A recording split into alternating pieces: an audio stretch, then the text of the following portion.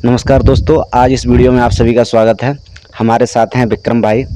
विक्रम भाई train manager हैं और अभी हम कानपुर है वहाँ रनिंग रूम में हैं। विक्रम भाई मिले तो सोचते हैं विक्रम भाई को लेकर एक वीडियो बनाते हैं जो आरआरबी, एनटीपीसी या एएलपी से संबंधित जो रेलवे की जॉब्स आने वाली हैं उनसे संबंधित कुछ बड़े भाई का अनुभव लेते हैं कि उनका इन एग्ज़ामों में कैसा अनुभव रहा है, उन्होंने तैयारी किस तरीके से की है।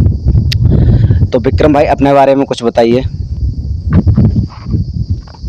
नमस्कार दोस्तों, मेरा नाम विक्रम सिंह है और मैं यहाँ ट्रेन मैनेजर टुंडला में हूँ अभी पोस्टेड, और मेरी पहली पोस्टिंग ही यहीं हुई है। तो बताइए।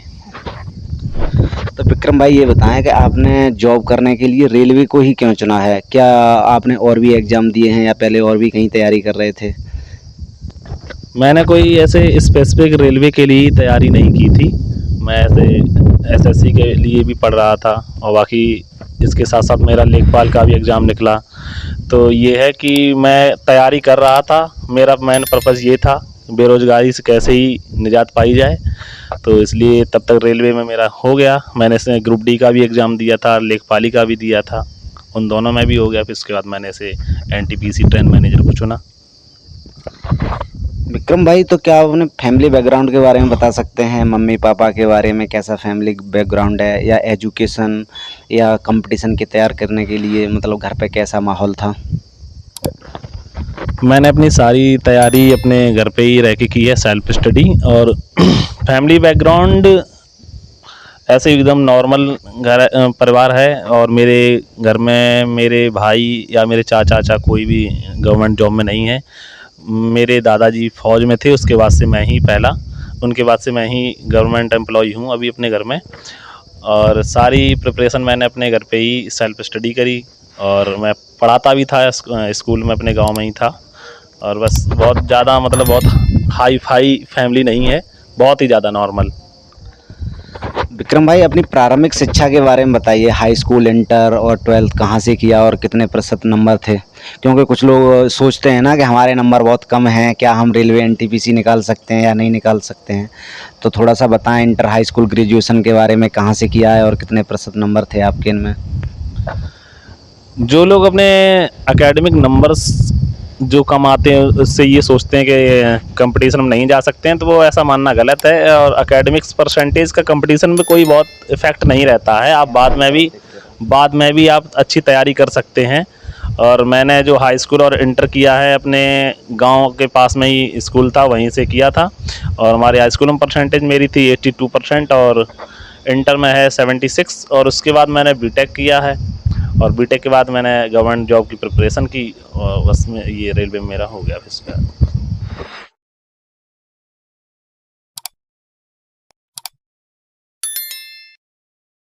अगला प्रश्न ये है आपसे कि आपने रेलवे की तैयारी कैसे की है? जैसे ऑनलाइन की है, ऑफलाइन की है, या किस तरीके से की है, उसके बारे में कुछ बताएं।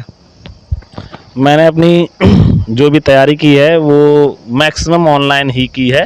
और ऑनलाइन में भी जो टीचर्स के फ्री वीडियोस पड़े हुए हैं यूट्यूब पे, मैंने ऐसे शुरुआत में वाईफाई स्टडी एग्जामपुर से भी थोड़ा पढ़ा। और उसके बाद राकेश यादव, जहाँ जहाँ मुझे अच्छा कंटेंट मिलता रहा मैं वहाँ से पढ़ता रहा। और मैंने ऐसा इसलिए हुआ कि मैंने हमेशा मतलब जो फ्री कंटेंट था उसको ही प्रेफर किया, और मैंने कोर्स ख़रीदा नहीं। तो जो मुझे वीडियो अवेलेबल होते थे तो मैं उसी से पढ़ता था। और मैथ में बहुत ज़्यादा लास्ट में फिर मैंने अभिनय शर्मा को ज़्यादा फॉलो किया। और साइंस के लिए वाईफाई स्टडी से हमने साइंस पढ़ी। बाकी मैं खुद भी अपने हाई स्कूल इंटर में साइंस ही था मेरे पास, और साइंस में हाई स्कूल में पढ़ाता भी था। तो उस तरीके से साइंस का तो उस तरीके से हमारा ठीक बिल्डअप हो गया। बाकी गणित को मैंने बाद में, सबसे जो ज़्यादा मेरे ऊपर इफ़ेक्ट है वो अभिनय शर्मा का ही है मेरे गणित में। और जीके की तैयारी किताबों से भी की और ऑनलाइन भी की, दोनों कह सकते हैं, लेकिन मैक्सिमम परसेंटेज मेरे प्रिपरेशन में ऑनलाइन का ज़्यादा है। तो जैसे विक्रम भाई, एक चीज़ आपसे पूछना चाहेंगे कि अगर जैसे अभी आपको आरआरबी एनटीपीसी का एग्ज़ाम दोबारा निकालना है और आप बिल्कुल न्यू कमर्स हैं, जैसे कि आपने अभी तक कोई तैयारी नहीं की है, क्योंकि ढेर सारे हमारे व्यूअर या सब्सक्राइबर ऐसे होंगे जो अभी तक इन्होंने एनटीपीसी की तैयारी शुरू नहीं की होगी और लगभग हमारे पास 3-4 महीने हैं पढ़ने के लिए। तो मैं ये पूछना चाहूँगा कि अगर आप न्यू कमर्स होते, इस स्टेज पे होते और दोबारा यदि आपको आरआरबी एनटीपीसी का पेपर निकालना है तो आप क्या करना चाहते, क्या करते? और एक प्रत्येक सब्जेक्ट के बारे में बताइए। जैसे कि अगर हम पहले मैथ के बारे में बताइए कि अगर यदि आप बिल्कुल फ्रेशर हैं, नए हैं, क्योंकि आपने एग्ज़ाम दिया है, ग्रुप डी का भी निकाला है, एनटीपीसी का भी एग्ज़ाम निकाला है, जैसा आपने बताया लेखपाल का भी निकाला है, तो आप वो बताइए कि आप क्या नहीं करते और क्या करते। सिर्फ इतना बताइए कि अगर मैं न्यू कमर्स हैं, जितने भी न्यू सब्सक्राइबर हैं, उन्हें क्या करना चाहिए जिससे कि उनका एनटीपीसी का एग्ज़ाम निकल जाएगा। तो सबसे पहले मैथ के बारे में बताइए। अगर आप बिल्कुल बहुत ज़्यादा बिगनर हैं तो मैथ में आप साहिल खंडेलवाल जो पहले वाईफाई स्टडी पढ़ाते थे उनके वीडियो को फॉलो कर सकते हैं लगातार, या फिर एक एग्जामपुर पे पहले पढ़ाते थे, अब पता नहीं कहाँ पढ़ाते हैं, अभिनंदन सर करके हैं कोई, और ये मतलब बढ़िया आपके रेलवे के लिए बढ़िया रहेगा और बहुत अच्छा उन्होंने फ्री कंटेंट भी डाल रखा है। आप मतलब उनका अगर पेड कोर्स भी नहीं लेते हैं तब भी आपका भला हो जाएगा प्रॉपर, अगर आप उनका मैथ फॉलो करते हैं। दूसरा, उसके साथ साथ आप जो भी टॉपिक उनसे ख़त्म करते हैं उसके प्रैक्टिस सेट आपको ज़रूर लगाने हैं, उसकी प्रैक्टिस ज़रूर करनी है, नहीं तो आपका ऐसा होगा कि आप लगातार आगे पढ़ते जाएंगे और पीछे से सारे फॉर्मूले वगैरह भूलते जाएंगे। और साइंस के लिए आप फॉलो कर सकते हैं, नीरज सर हैं, वो भी पहले वाईफाई स्टडी पढ़ाते हैं, अब उनका चैनल है एक साइंस मैग्नेट नाम से, उस पर उन्होंने बहुत ही प्रॉपर साइंस पढ़ा रखी है। और अगर वो फिज़िक्स के लिए बहुत ही ज़्यादा ही अच्छे हैं, और बाकी बायोलॉजी के लिए आप अमृता मैडम और काजल मैम एक हैं, उनको फॉलो कर सकते हैं। और साइंस में अगर आप नीरज सर को ही अगर आप लगातार फॉलो करते हैं तो आपकी साइंस भी बहुत अच्छी हो जाएगी। और इसके अलावा आप स्पीडी की जो साइंस की बुक आती है, जो उसमें प्रीवियस ईयर क्वेश्चंस दे रखे हुए हैं, तो आप उसको फॉलो कर सकते हैं। बहुत अच्छी बुक है, पढ़ने के बाद उससे प्रैक्टिस करें और उन क्वेश्चंस को कम से कम पढ़ ही लें। यदि आप वीडियो भी नहीं पढ़ पा रहे हैं तो कम से कम उस स्पीडी की बुक को तो आप एक बार पढ़ ही लें। और रीजनिंग के लिए आप किसी भी टीचर को फॉलो कर सकते हैं, ऐसे कोई ख़ास मैं नहीं बता सकता हूँ क्योंकि मैंने भी कोई ऐसे प्रॉपर कोई रीजनिंग का एक टीचर सही नहीं की है। और तो आप रीजनिंग के लिए कोई भी जिसका कंटेंट आपको यूट्यूब पे अवेलेबल हो जाए, जो पूरा प्रॉपर जिसकी वीडियो पढ़े हों। और सजेशन के लिए आपको मैं बताऊँगा, एक अभिनय मैथ्स पे है एक टीचर। अच्छा, अभिनव मैथ्स यूट्यूब चैनल? हाँ, यूट्यूब चैनल पे एक रीजनिंग के टीचर हैं, उन्होंने भी पूरा पढ़ा रखा है। दीपक तीर्थयानी है, उन्होंने भी पहले वाईफाई स्टडी से अब अपना अलग चैनल बना लिया है। तो उनका ये मैं आपको वो टीचर सजेस्ट कर रहा हूँ जो कि आपको मतलब फ्री में जिनका कंटेंट आपको अवेलेबल है। पेड का मैं इसलिए नहीं बता सकता हूँ, मैंने कभी कोई पेड कोर्स लिया नहीं है, तो ये मैं आपको ऐसा कंटेंट बता रहा हूँ, आप इनसे अगर पढ़ते रहेंगे आपका रुपया भी नहीं खर्च होगा और बिल्कुल सटीक जानकारी और बहुत अच्छा कंटेंट है इन लोगों का। अच्छा, एनटीपीसी का एग्ज़ाम निकालने के लिए मतलब पेड कोर्स लेना कंपलसरी है क्या? क्या फ्री में भी कर सकते हैं? पेड कोर्स लेना मैंने एक टीचर से सुना था, उन्होंने ये कहा था, उनसे जब पूछा गया कि कोचिंग कितनी ज़रूरी है कंपटीशन के लिए, तो उन्होंने एक जवाब दिया था कि कोचिंग उतनी ज़रूरी है जितना आप उसे ज़रूरी समझते हैं। यदि आप ये समझते हैं कि हम बिना कोचिंग के नहीं कर सकते हैं तो आपको कोचिंग ज्वाइन कर लेनी चाहिए या पेड कोर्स वगैरह ले लेना चाहिए। और अगर आप अगर ये सोचते हैं कि हम ऐसे पढ़ लें, इसी से कर लेंगे, तो आप उससे भी कर सकते हैं। ऐसा कोई ज़रूरी नहीं है कि आपको पेड कोर्स ही कंपलसरी लेना है, तो आप जो भी चाहें वो कर सकते हैं। तो विक्रम भाई, अगला क्वेश्चन ये है आपसे, क्या रेलवे के एग्ज़ाम में या एनटीपीसी के एग्ज़ाम में मैथ में और रीजनिंग में फुल मार्क्स लाए जा सकते हैं? और यदि लाए जा सकते हैं तो किस तरीके से?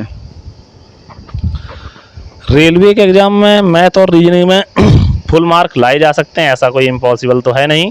और उसके लिए आपको क्या है, एक तो अपने कैलकुलेशन पे वर्क करना पड़ेगा, फास्ट कैलकुलेशन चाहिए, क्योंकि रेलवे के एग्ज़ाम में ये महत्वपूर्ण नहीं है कि आपको मैथ आता है, महत्वपूर्ण ये है कि आप कितनी जल्दी क्वेश्चन को सॉल्व करते हैं। एक मिनिमम टाइम में आपको क्वेश्चन को सॉल्व करना है, तो आपको सबसे पहले अपनी कैलकुलेशन पे सबसे ज़्यादा फोकस करना होगा। बाकी आप जितनी ज़्यादा प्रैक्टिस करते हैं उसके लिए मैं आपको सजेस्ट करूँगा कि टेक्स्ट बुक पे आप ऑनलाइन टेस्ट मॉक लगाएं लगातार, और उससे आपकी स्पीड बढ़ेगी और दूसरा उससे टाइम मैनेजमेंट आपका अच्छा हो जाएगा, तो आप रीजनिंग और मैथ में पूरे नंबर ला सकते हैं। जैसा कि ये बताया जाता है कि जो रेलवे के जितने भी एग्ज़ाम्स होते हैं उनमें समय थोड़ा कम रहता है और नंबर ऑफ़ क्वेश्चन की जो संख्या रहती है वो थोड़ी ज़्यादा रहती है। तो कुछ लोग बताते हैं कि रेलवे के एग्ज़ामों में एक तैयारी करने का और अभ्यास करने का एक अलग ही महत्व है। तो आपने ये कैसे मैनेजमेंट बनाया, इन दोनों में तैयारी कैसे की और उसके साथ साथ अभ्यास कैसे किया, जैसे रिवीजन कहते हैं, रिवीजन कैसे किया, तो उसके बारे में कुछ बताइए कि दोनों का क्या महत्व है और आपने ये कैसे मैनेज किया। सबसे पहली बात तो ये है कि आप जिस टॉपिक को भी पढ़ें उस टॉपिक से रिलेटेड चैप्टर वाइज या जो सेक्शनल टेस्ट होते हैं उसको लगाएं, जिससे आपको ये हो जाए कि हमने जो पढ़ा है वो हमें कितना याद है और उसमें हमारा क्या क्या बाकी छूट रहा है।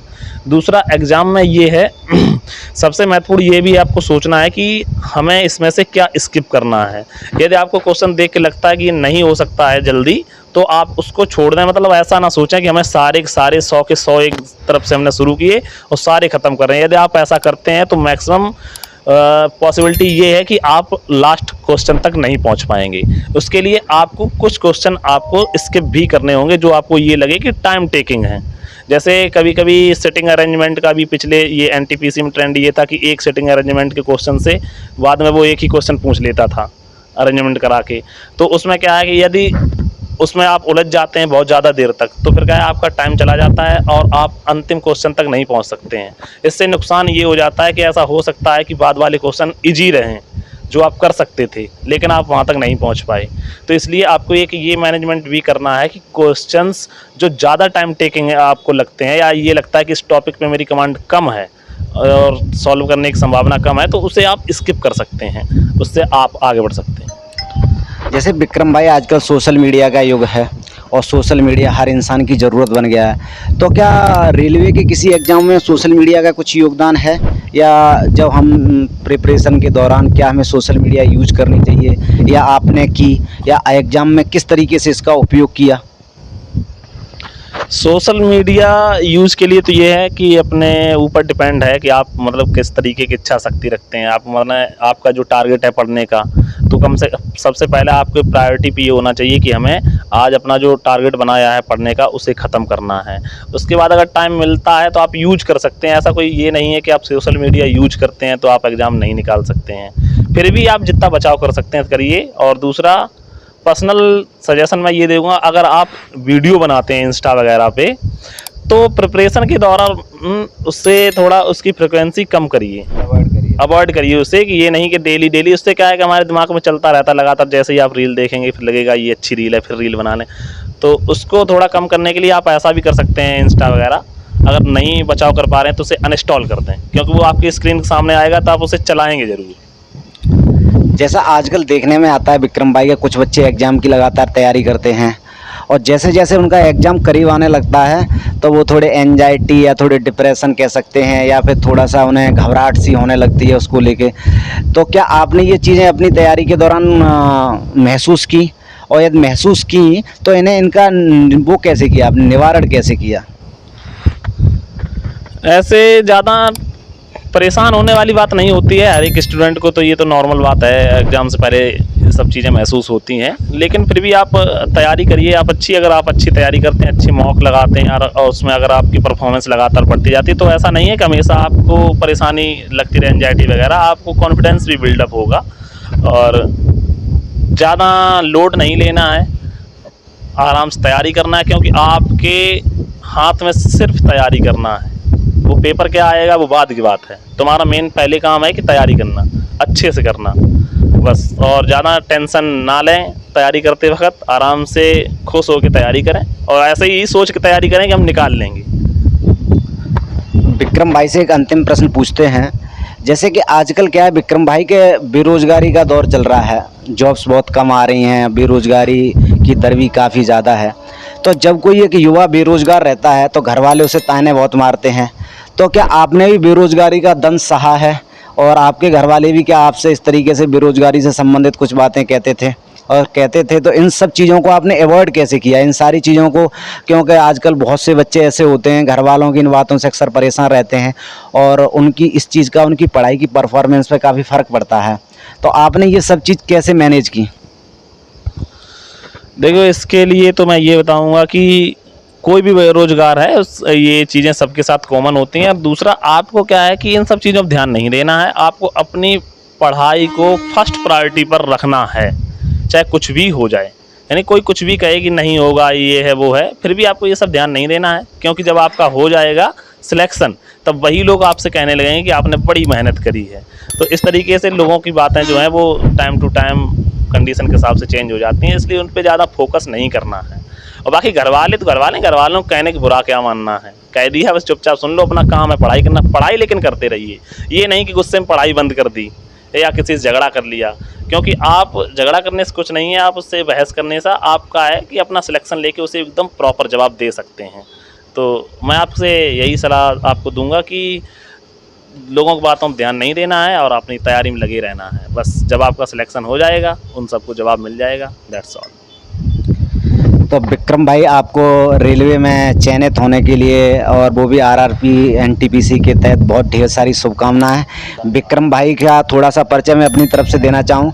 विक्रम भाई मैनपुरी के रहने वाले हैं और मैनपुरी में भोगांव तहसील के संभवतः, सही बोल रहा हूँ ना। और जब हम लोग ट्रेनिंग सेंटर पर गए तो विक्रम भाई हमारे पहले व्यक्ति थे, हमारे रूममेट भी रहे हैं और बहुत अच्छी मित्रता हुई है और बहुत छोटी छोटी चीज़ों से जुड़े हुए हैं। जो आपके कोई भी प्रश्न हो स्टडी से संबंधित, पढ़ाई लिखाई संबंधित, कि एनटीपीसी की तैयारी कैसे करनी है और कुछ भी करनी है, हाँ, और जहाँ तक कि आपको तो गिटार भी सीखना हो तो विक्रम भाई गिटार बहुत अच्छा बताते हैं, वो भी सिखा सकते हैं आपको। तो आज के लिए बस इतना ही।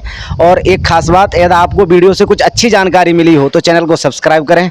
अगर आपको कोई अच्छी जानकारी नहीं मिली है तो आप डिसलाइक भी कर सकते हैं। तो आज के लिए बस इतना ही। सजेशन भी दे सकते हैं। हाँ, और कुछ सजेशन हो, कुछ सजेशन दे सकते हैं, कुछ पूछना चाहें तो पूछ सकते हैं। तो आज के लिए बस इतना ही। Thank you. जय हिंद, जय भारत।